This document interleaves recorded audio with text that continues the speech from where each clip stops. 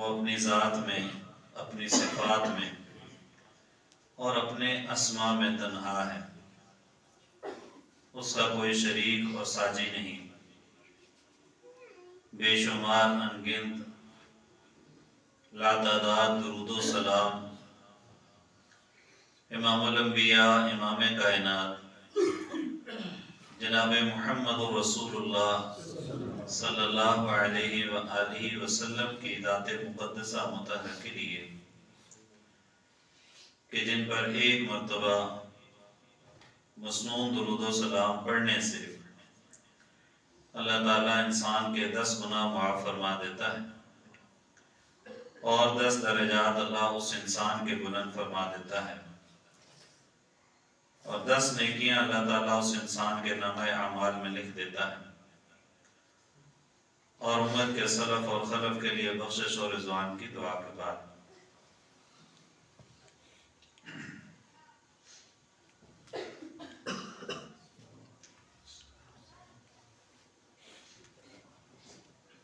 پچھلے خطبات جمعہ میں چند چیزوں کی طرف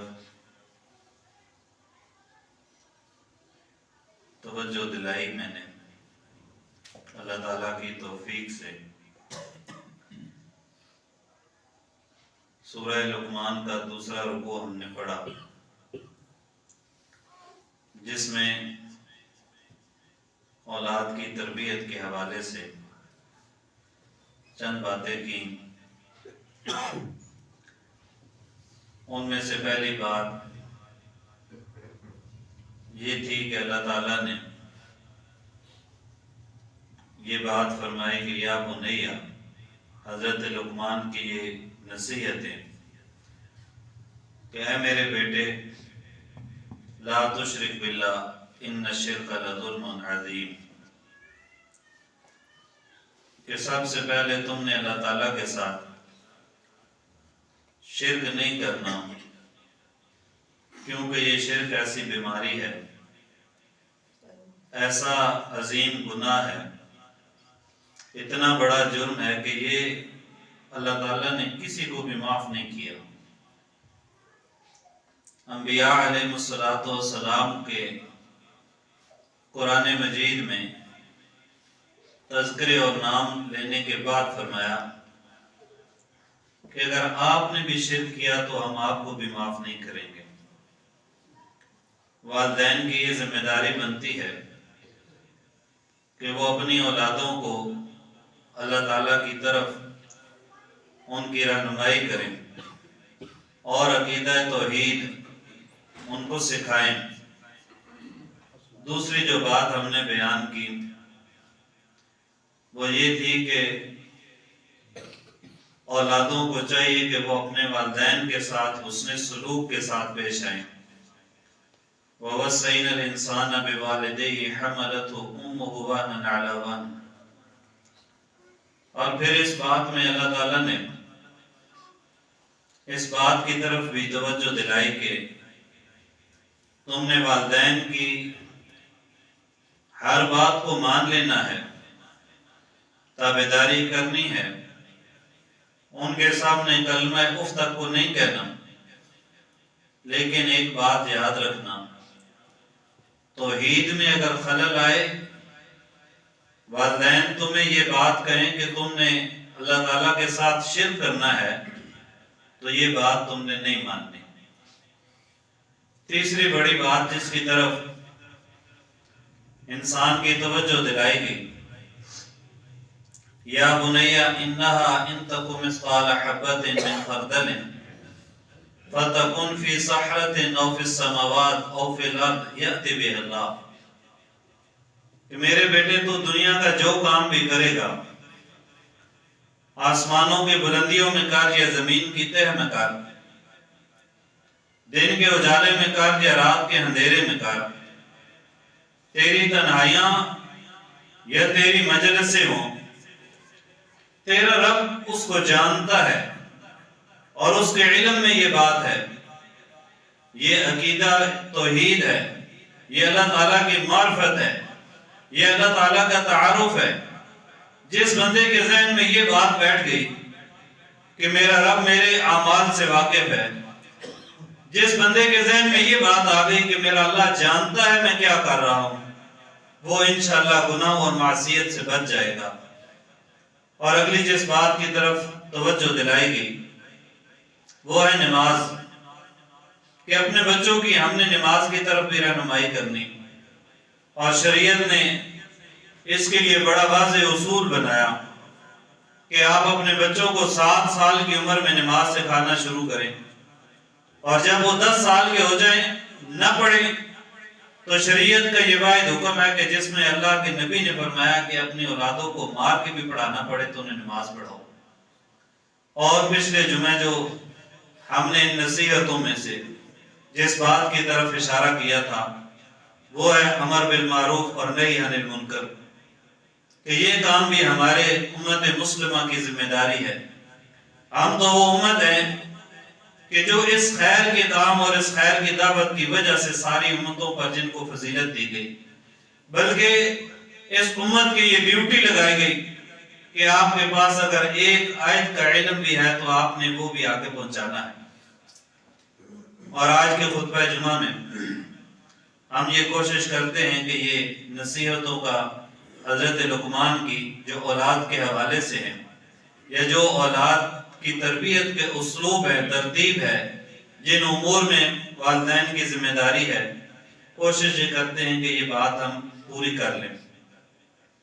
اللہ تعالیٰ نے فرمایا، اور یہ جس امر کی طرف اللہ نے یہ توجہ دلائی، وَلَا تُصَعِّرْ خَدَّكَ لِلنَّاسِ وَلَا تَمْشِ فِي الْأَرْضِ مَرَحًا، کہ یہ منہ بنا کے باتیں نہ کرنا اور اکڑ کے چلنا بھی نہیں ہے. یعنی تکبر اور بڑائی جو ہے یہ انسان کے اندر نہیں ہونی چاہیے. یہ انسان کو لائق ہی نہیں ہے. کسی انسان کے لیے یہ جائز نہیں ہے کہ وہ کسی حال میں بھی تکبر کرے. انسان کی اوقات کیا ہے، اس کی تخلیق کیا ہے، وہ بچپن میں بھی محتاج ہے، بڑھاپے میں بھی محتاج ہے. وہ زندگی کے ہر لمحے کے اندر، جوانیوں کے اندر بھی لوگ محتاج ہوتے ہیں، بلکہ زندگی کے جب شباب اور عروج کے دن ہوتے ہیں پھر بھی انسان انسانوں کا محتاج رہ جاتا ہے. سارے کام خود تو نہیں کر سکتا، ساری ضرورتیں انسان خود پوری نہیں کر سکتا، تو پھر یہ اکڑ اور تکبر کس بات کا؟ یہ انسان کو لائق ہی نہیں ہے.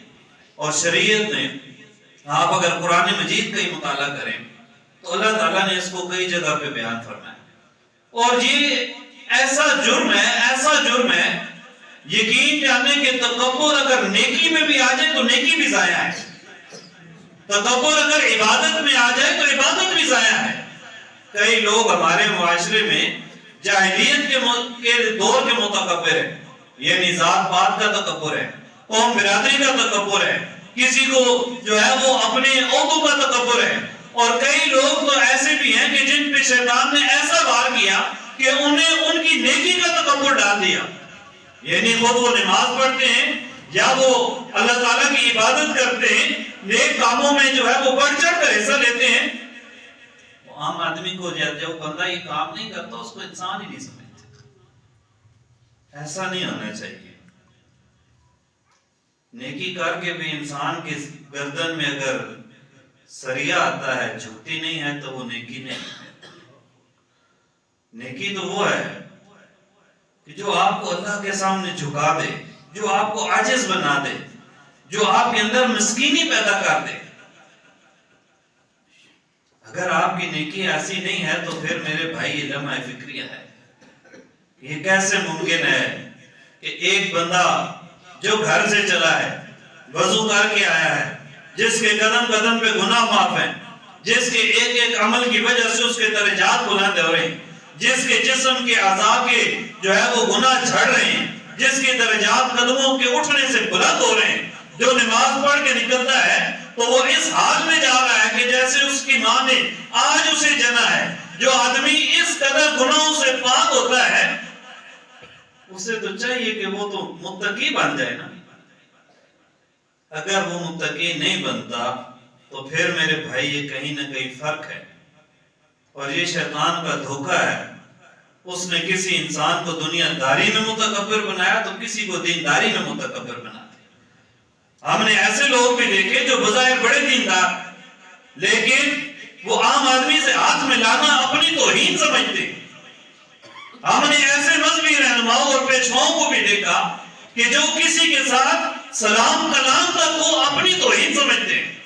اور معاشرے میں ایسے بے شمار لوگ پائے جائیں گے کہ جو اپنی برادری کے سربراہ ہیں، اپنی یونین کے بڑے ہیں، اپنے جو ہے وہ بازار کے کوئی انہیں عہدہ مل گیا یا کہیں کسی سرکاری عہدے پہ فائز ہو گئے، عام آدمی کو وہ آدمی ہی نہیں سمجھتے، انسان ہی نہیں سمجھتے۔ وہ کہتے ہیں میرا اور اس کا سٹیٹس کیسے ایک نہیں ہے، ہم میں فرق ہے۔ یہ جو فرق کی بات ہے، یہ جو سٹیٹس کا ڈیفرنس ہے، یہ جو انسانوں کی سوچوں کے اندر فرق ہے، یہ تکبر کی وجہ سے۔ یہ میرے بھائی کسی انسان کو لائق نہیں ہے۔ یہ تکبر اللہ تعالیٰ کی شان کے لیے، اللہ تعالیٰ کی ذات کے لیے۔ رسول اللہ صلی اللہ علیہ وسلم نے فرمایا، سنن نسائی کی روایت، حضرت عبداللہ بن عمر راوی حدیث فرماتے ہیں کہ اللہ تعالیٰ نے فرمایا، الکبر ردائی، یہ جو تکبر ہے، کبر ہے، بڑائی ہے، یہ میری چادر ہے۔ والعظمت ازاری، اور یہ جو عظمت ہے یہ میرا ازار ہے۔ فمن نازع عنی، کوئی آدمی مجھ سے یہ چھیننے کی کوشش کرے گا، فقذفته فی النار، میں اسے آگ میں ڈال دوں گا۔ یہ کوئی عام بات نہیں ہے، یعنی اللہ تعالیٰ کی جو صفت ہے یہ بندے کے ہو ہی نہیں سکتی، بندے کے اندر آ ہی نہیں سکتی۔ یہ جو اللہ تعالیٰ کی شان کے لائق ہے، کیونکہ اللہ کون ہے؟ کسی کا محتاج نہیں، اللہ خالق ہے، اللہ مالک ہے، اللہ واحد ہے، اللہ تنہا ہے، اللہ کو نہ اسباب کی ضرورت ہے نہ وسائل کی ضرورت ہے۔ اللہ تعالیٰ کو کسی کی ضرورت نہیں، لیکن جتنی مخلوقات ہیں انہیں ہر لمحے کسی نہ کسی کی ضرورت ہے، ہر لمحے وہ محتاج ہے۔ پھر کیسے انسان تکبر کرتا ہے؟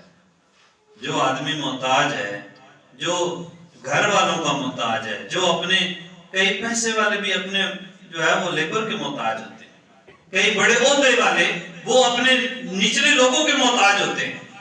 انسان تو ہر لمحے محتاج ہے، یہ تکبر کیسے کر سکتا ہے؟ یہ انسان کی غلط فہمی ہے۔ آپ یقین جانیں، ہم معاشرے میں دیکھتے ہیں لوگ ایسے بازو پھیلا کے چلتے ہیں جیسے ان جیسا بندہ ہی کوئی۔ اللہ نے قرآن میں منع کیا، وَاقْصِدْ فِي مَشِيِّكَ وَاغْضُضْ مِنْ صَوْتِكَ، فرمایا کہ اکڑ کے چلنا بھی نہیں ہے اور اپنی آواز کو بھی بات کرتے وقت آہستہ رکھنا ہے۔ کئی لوگ ہیں نا، وہ انہیں اللہ نے اگر آواز دے دی تو وہ اس قدر زور سے بولتے ہیں کہ اگلے کو ویسے ہی ڈرا کے رکھ دیتے ہیں۔ اور یہ اونچی آواز کے ساتھ بات کرنا یا اکڑ کے چلنا یا منہ بنا کے چلنا، یا انسان یہ جو ہے پتہ نہیں کوئی اچھا کپڑا پہن لے، اچھا جوتا پہن لے، اچھی سواری لے لے، تو وہ ہم کئی دفعہ دیکھتے ہیں کوئی نئے موٹر سائیکل بھی لے لینا تو وہ گلی سے ایسے گزرتا ہے جیسے میرے جیسا بندے کوئی نہیں ہے جی، یا اچھی گاڑی کسی کو اللہ تعالیٰ دے دے، تو یہ تو اللہ تعالیٰ کا کرم ہے، یہ اللہ تعالیٰ کا فضل اور اس کی نعمت ہے۔ ہم کوئی اپنی محنتوں سے یہ لے سکتے؟ ہم سے زیادہ پڑھے لکھے، ہم سے زیادہ سمجھدار لوگ وہ کہیں نہ کہیں رول رہے ہوں گے۔ اگر اللہ نے ہم پہ کوئی کرم کیا، اللہ نے ہمیں اگر صحت دی، اللہ نے اگر ہمیں جوانی دی، کئی لوگ تکبر کی بھی پھر ایسی ایسی وجوہات ہیں، کئی لوگ اپنی اولادوں پہ تکبر کرتے ہیں۔ اللہ نے 2 4 6 بیٹے دے دیے تو وہ ویسے ہی باپ کا سینہ چوڑا ہو جاتا ہے کہ میرے تو اتنے بیٹے ہیں۔ کسی کو اللہ نے مال دے دیا، وہ مال کا تکبر کرتا ہے۔ یقین جانیں، ہم سے پہلے لوگ جنہوں نے مال، اولاد، دنیا داری کے عہدوں کی وجہ سے تکبر کیے، ان کو دنیا آج بھی فرعون، ہارون اور ان ناموں سے یاد کرتی ہے۔ یہ تو ایسا جرم ہے، رسول اللہ صلی اللہ علیہ وسلم نے فرمایا کہ پہلی قوموں میں ایک آدمی تھا اور اس نے اپنا یہ جو چادر ہے، آزار ہے، یہ تکبر کی وجہ سے لٹکایا اور اللہ تعالیٰ نے اسے زمین میں دھسا دیا، فرمایا قیامت تک وہ زمین میں دھستا ہی رہے گا۔ یہ انسان کو لائق نہیں ہے۔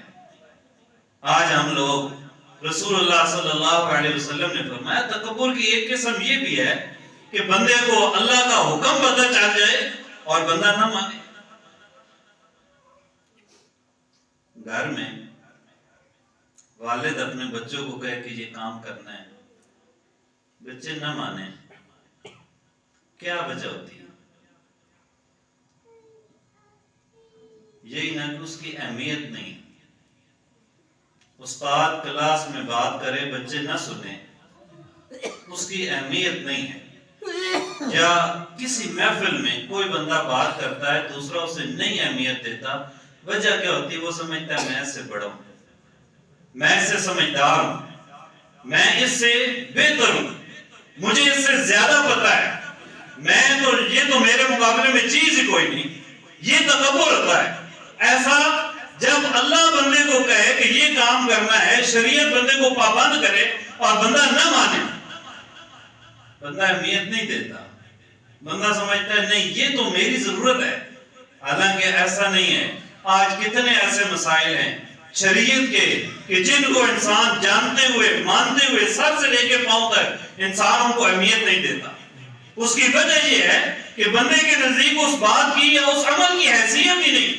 نبی کریم صلی اللہ علیہ وسلم نے فرمایا یہ جو بندہ شلوار اپنے ٹخنوں سے نیچے رکھتا ہے نا، قیامت والے دن اللہ تعالیٰ اس کی طرف نظر رحمت سے دیکھے گا نہیں۔ اور ہم عادت کیا ہے ان لوگوں کی جو مسجد آتے ہیں، مسجد کے دروازے میں آئیں گے، شلوار ہے اوپر کر لی، نماز پڑھی باہر نکلے پھینکی اور ہو گئے۔ میرے بھائی اس کا تعلق نماز کے ساتھ نہیں ہے، یہ عام زندگی میں بھی ہے، اور یہ اس کو شریعت نے تکبر کہا ہے۔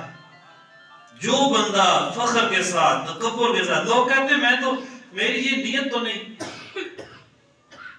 بھائی تم اللہ سے زیادہ سمجھتے ہو، اللہ نے کہا یہ تکبر ہے۔ بندہ شلوار پجامہ کس لیے لٹکاتا ہے؟ تکبر کے ساتھ، اچھا لگے، بن سور کے، تاکہ مجھے دیکھنے میں لوگوں کو پسند آ جاؤں، یہ عیب مجھے محسوس ہوتا ہے۔ یہ لوگ تکبر کرتے ہیں۔ اللہ کے نبی صلی اللہ علیہ وسلم نے فرمایا کہ جو بندہ تکبر کے ساتھ اپنی شلوار کو نیچے لٹکائے گا، کل قیامت کے دن اللہ نظر رحمت سے دیکھے گا۔ اور یہ عام بات نہیں ہے، اللہ کا نظر رحمت کے ساتھ نہ دیکھنا یہ عام بات نہیں ہے۔ جس کی طرف اللہ نہیں دیکھے گا اس کا کیا بنے گا جانتے ہو؟ جس بندے کی طرف اللہ تعالیٰ نظر رحمت سے نہیں دیکھے گا اس کا کیا بنے گا؟ نبی کریم صلی اللہ علیہ وسلم نے فرمایا کہ قبر ہر بندے کو دبوچ لیتی ہے، ہر بندے کو، اور فرمایا کہ اتنا دبوچتی ہے کہ یہ جو پسلیاں ہیں نا انسان کی، یہ ایسے ایک دوسرے کے اندر چلی جاتی۔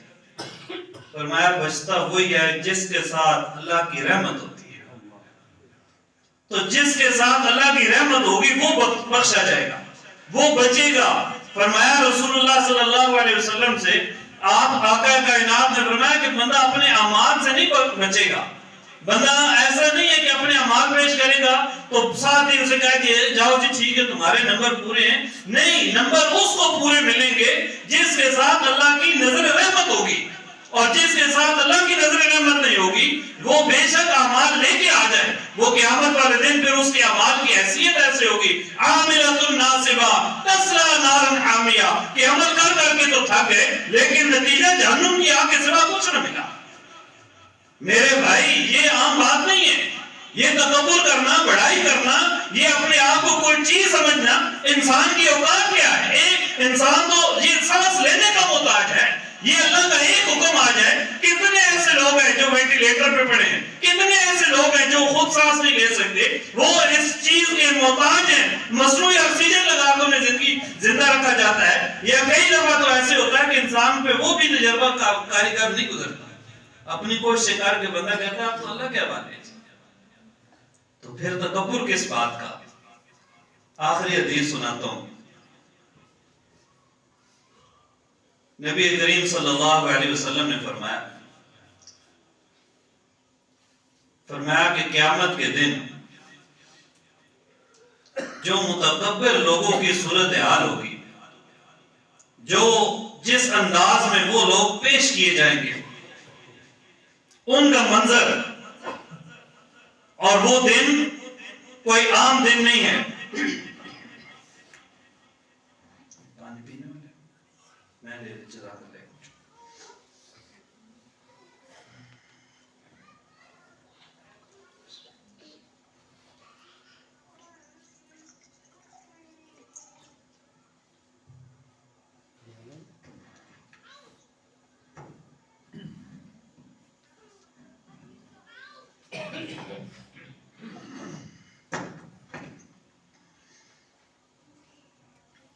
وہ دن جو قیامت کا دن ہے،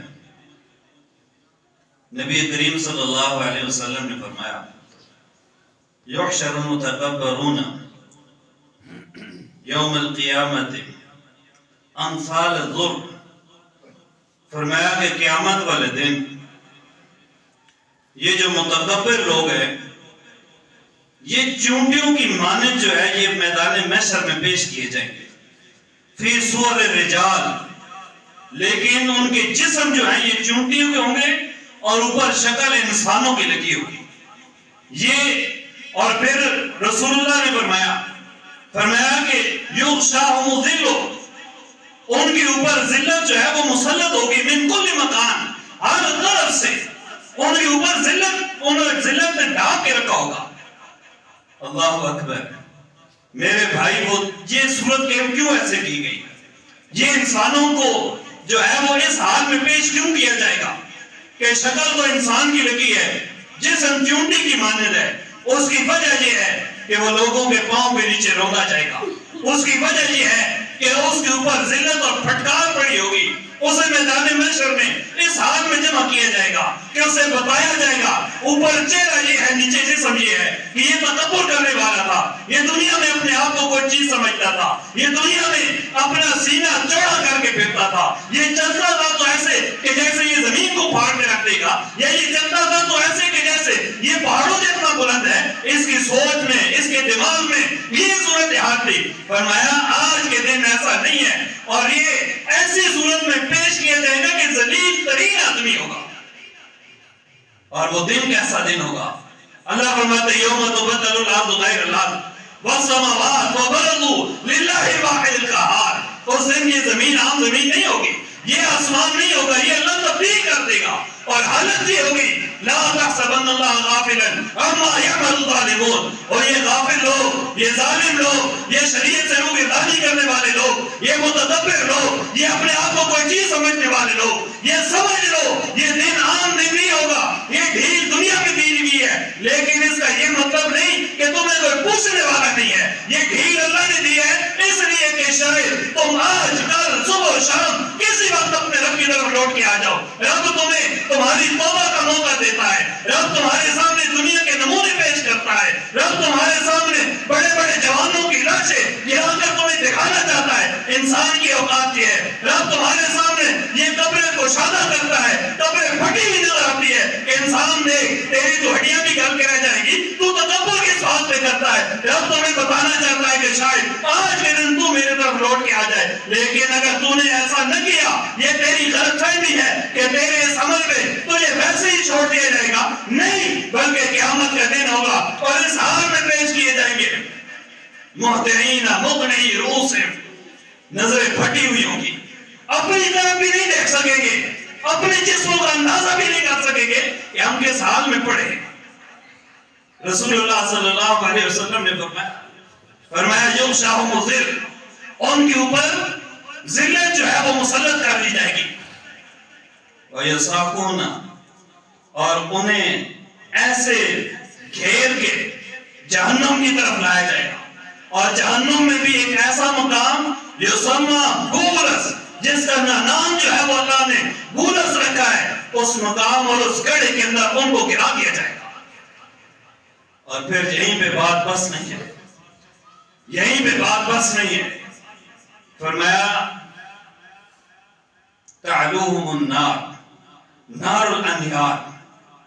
فرمایا اللہ ان کے اوپر آگوں کی آگ مسلط کر دے گا. ایک آگ ہے نا، فرمایا آگوں کی آگ ان کے اوپر مسلط کر دے گا، اور اس آگ کے اوپر انہیں پکایا جائے گا، جلایا جائے گا، اور اس حال میں انہیں جہنم میں رکھا جائے گا کہ وہ موت کی تمنا کریں گے، اور اللہ انہیں موت نہیں دے گا. انہیں آگوں کے اندر اس قدر وہ نچوڑا جائے گا. اور فرمایا کہ جب وہ آگ میں جل جل کے کہیں گے کو پینے کے لیے پانی دے دو. فرمایا اللہ ان کے لیے کیا لے کے آئے گا پینے کا؟ فرمایا جہنمیوں کے جسم سے نکلنے والا خون اور پیپ، یہ اللہ ان کو دے گا. اور میرے بھائی، یہ تکبر کا نتیجہ ہے. یہ دنیا میں بھی انسان کو ذلیل کراتا ہے. یہ تکبر کرنے والا انسان دنیا میں بھی تنہا رہتا ہے. تکبر کرنے والا چاہے کوئی عالم ہے، چاہے کوئی عابد ہے، چاہے کوئی متقی ہے، چاہے کوئی کاروباری ہے، چاہے کوئی خاندانی ہے، چاہے کوئی برادری والا ہے، یقین جانیے انجام اس کا ذلت ہے، دنیا میں بھی اور آخرت میں بھی. لیکن افسوس کے ساتھ آج ہم لوگ اس بات کو نہیں سمجھتے. ہمارا کسی کے ساتھ ذرا سا معاملہ بنے، ہم کہتے ہو نہیں میں نہیں میرے بھائی، میں کیا ہوں؟ کیا حیثیت اور کیا اوقات ہے؟ ہمارا کس چیز میں اختیار ہے؟ ہم اپنی مرضی سے زندہ رہ سکتے ہیں، ہم اپنی مرضی سے کھا پی سکتے ہیں، ہم اپنی مرضی سے چل سکتے ہیں. اگر اللہ نہ چاہے، اللہ نہ چاہے تو کوئی ایک لمحہ بھی ادھر سے ادھر نہیں ہو سکتا. پھر بندے کے اندر اکڑ کہاں سے؟ پھر کس چیز کی اکڑ ہے؟ کس چیز کی جو ہے وہ انسان کے اندر عاجزی کیوں نہیں کرتا؟ نبی کریم صلی اللہ علیہ وسلم نے فرمایا جو آدمی اللہ کی رضا کے لیے ایک مرتبہ ایک درجہ وہ عاجزی اختیار کرتا ہے، اللہ تعالیٰ یہاں تک اسے اجر دیتے ہیں کہ اسے اعلیٰ علیین میں لکھ دیتے ہیں. اور جو بندہ ایک درجہ تکبر کرتا ہے، فرمایا اللہ اسے اتنا ذلیل کرتے ہیں کہ اللہ اسے اسفل السافلین، جو سب سے نیچے جہنم میں گرنے والے لوگ ہیں، اس میں اللہ لکھ دے گا. یہ کوئی عام بات نہیں ہے، لیکن یہ باتیں کون سمجھائے گا؟ یہ باتیں اپنی اولاد کے ساتھ کون کرے گا؟ ایمان سے بتاؤ. زندگیاں ہم نے گزار دی، میری بھی اولاد ہے، آپ کی بھی صاحب اولاد ہے اکثریت، جن کی نہیں اللہ انہیں بھی دے میرے بھائی. لیکن یہ اولاد کی تربیت، یہ شرک سے بچانا، یہ والدین کا مقام بتانا، یہ توحید کی معرفت سکھانا، یہ اولادوں کو نمازی بنانا، یہ امر بالمعروف اور نہی عن المنکر کے کام پہ لگانا، یہ وصف علامہ اصحاب دین کی راہ میں مشکلات آنے پہ صبر کرنا، یہ کون سکھائے گا؟ یہ اپنی اولادوں کے اندر عاجزی کا درس کون دے گا؟ اگر ایک باپ موجود ہے، بیٹا اکڑ کے چلتا ہے، باپ موجود ہے، بیٹے کے ہاتھ کے اندر وہ کڑے پہنے ہوئے، باپ موجود ہے، بیٹے نے کان کے اندر مرغی پہنی ہوئی ہے، بیٹا باپ موجود ہے، بیٹے کے بال ایسے کٹے جس سے رسول اللہ نے منع کیا ہے، باپ موجود ہے، بیٹا نماز نہیں پڑھتا، باپ موجود ہے اور بیٹا برائی کی ہر محفل میں موجود ہے، باپ موجود ہے، بیٹے کے اندر تکبر دنیا جہان کا بھرا ہوا ہے. یقین جانے وہ اولاد، وہ باپ بانج ہے، اس کی اولاد نہ ہوتی تو وہ بہتر تھا. قیامت کے دن یہ اولادیں وبال جان بن جائے گی. اللہ پوچھے گا بندے میں نے اولاد دی، کیا سکھایا؟ میں نے قرآن ساتھ دیا، یہ کتاب تمہیں لکھی ہوئی ملی، تمہیں پڑھنا آتی تھی، تم دنیا کے ہزار پیج نہ جانتے تھے، تم نے تجارتیں سیکھ لی، تم نے دنیا کے ہزار فنون سیکھ لیے، تم نے زبانیں ہزار سیکھ لی، تم دنیا کے رزق کے لیے 7 سمندر پار دنیا کے اس کونے میں جاتے تھے جہاں تمہارا جاننے والا کوئی نہیں تھا. یہ بیٹا تو تمہارے سائے کے نیچے پلا. کیا میری اور آپ کی اولاد ہمارے لیے صدقہ جاریہ ہے؟ اگر تو ہے پھر ہم سے خوش قسمت انسان کوئی نہیں۔ وجہ رسول اللہ نے فرمایا قیامت کے دن ایک آدمی آئے گا، اللہ اسے جنت میں اس کا مقام دکھائیں گے۔ وہ کہے گا اللہ میرا یہ مقام، میرا یہ درجہ، اللہ کیسے؟ اللہ فرمائیں گے دنیا میں تیرا ایک بیٹا تھا جو تیرے آنے کے بعد تیرے لیے دعائیں مغفرت کرتا رہا، تیرے لیے نیک اعمال کرتا رہا، آج اس کے نتیجے میں نے تجھے یہ مقام دیا۔ بندہ تو وہی کامیاب ہوا اگر اولاد اللہ نے دے دی، بیٹیاں دے دی، بیٹے دے دیے، اور وہ ٹک ٹاک سٹار بنے ہوئے ہیں، وہ صرف سیلفیاں بنانے والے ہیں، وہ بےہودگی پھیلانے والے ہیں، وہ ایسا جوان ہے کہ جس سے محلے کے لوگ ڈرتے ہیں کہ یہ باہر کھڑا ہوگا، وہ دنیا میں بھی باعث بدنامی ہے اور قیامت کے دن بھی باعث وبال ہے۔ لوگوں اپنی اولادوں کی تربیت کرو اور اس تربیت کے لیے ایک دوسرے کا ساتھ دو۔ اللہ تعالی ہم سب کا حامی و ناصر ہو، اللہ ہماری مدد فرمائے، اللہ ہمیں ہر فتنے سے بچائے، اللہ ہمیں ہر شر سے بچائے۔ اللہ جتنے صاحب اولاد ہیں اللہ ہماری اولادوں کو ہمارے لیے صدقہ جاریہ بنا دے، اور اللہ جن لوگوں کو اولاد نہیں دی اللہ انہیں نیک صالح نرینہ اولاد عطا فرما۔ آمین و آخر دعوانا ان الحمدللہ۔